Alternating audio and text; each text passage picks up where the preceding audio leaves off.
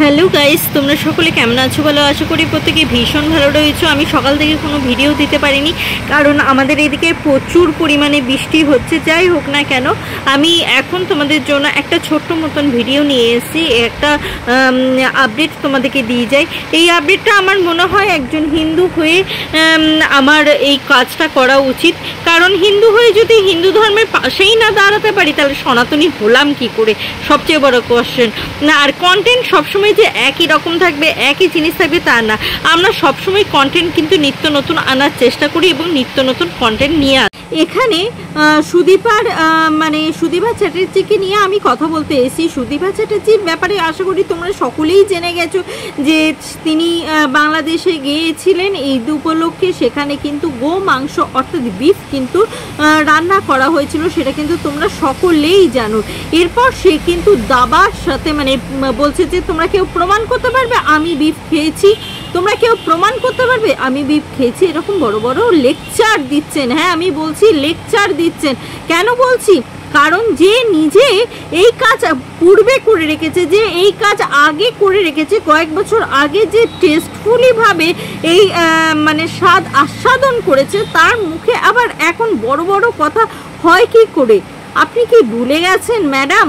দেখুন তো এই ছবিগুলোতে দেখতে পাচ্ছেন আপনি বিফ স্টিক খেয়েছেন।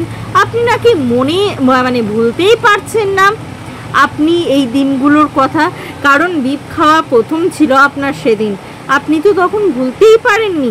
তাহলে আজ যখন হাতের সামনে আপনার হচ্ছে বিফ, আপনি খাবেন না এটা মানা যায়? আপনি তো নিজেই নিজের ফেসবুক পেজে নিজেই তো আপলোড করে রেখেছেন বছর কয়েক আগেকার ছবি, ভুলে যাচ্ছেন? একটা হিন্দু হয়ে মানা যায় গোমাংস খাওয়া? ছি ছি ছি ছি, সনাতনী হিসেবে আপনাকে তো মানতে পারলাম না, একদমই না।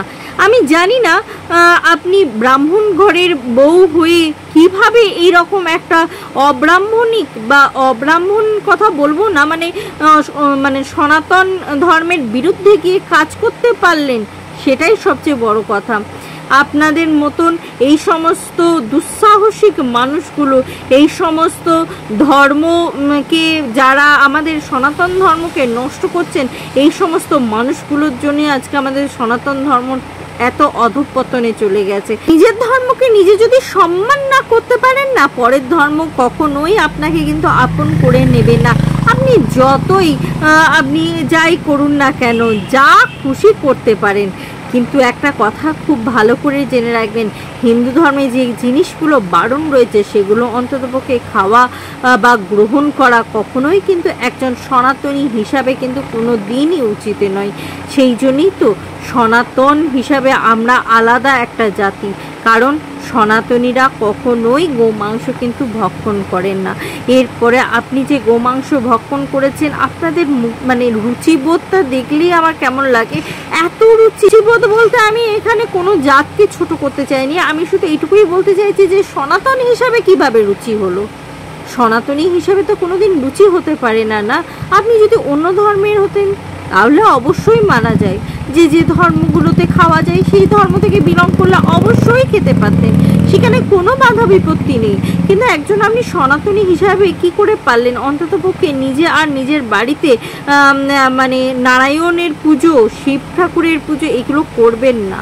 কারণ আপনি কিন্তু নিজেকে আর সনাতনী বলে মান্য হতে পারে না, কারণ সনাতনরা কিন্তু এরকম কাজ করে না। তো ভিউয়ার্স, তোমাদের কি মতামত অবশ্যই কমেন্ট করে জানাবে।